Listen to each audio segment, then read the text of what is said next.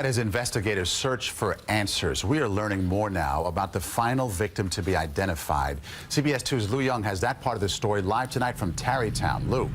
It was a cruel shock the way they learned about this. The NTSB is meeting just inside this hotel behind me, which is why we're in Tarrytown.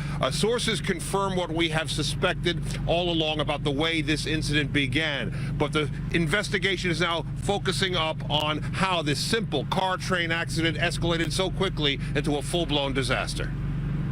The NTSB images are sobering. There's the charred, broken SUV, melted metal in the train car, evidence of searing heat and flame. This a place that had been packed with commuters. An investigative source tells CBS 2 News driver error is the likely cause of the initial impact that claimed 6 lives on the Harlem line. The SUV driven into the path of the fast-moving train by Ellen Brody. That does not, however, explain the subsequent dislodging of the third rail that caused most of the casualties and the worst of the damage. Part of the rail ended up going into and penetrating the passenger cabin of the rail cars, and we want to understand why that happened. We've also learned that the family of the final victim to be identified spent Tuesday night believing Aditya Tomar had survived the crash and had been taken to Westchester Medical Center.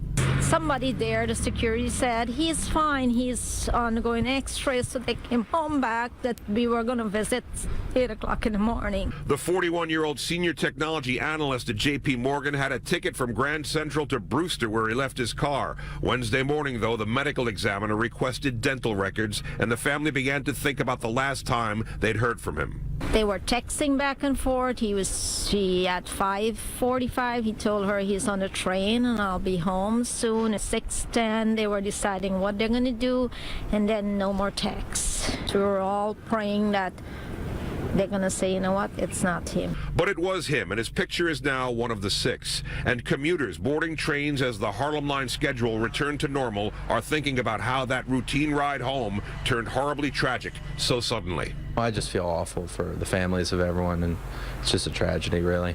It's awful, but, you know, accidents happen. You got to go on. Probably safer than on the roads.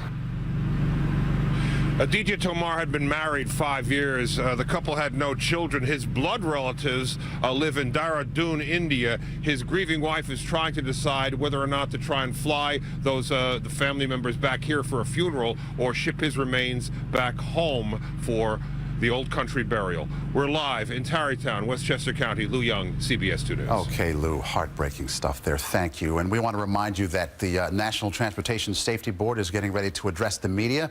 We will bring you any new information coming out of their news conference coming up right here on the news at 5.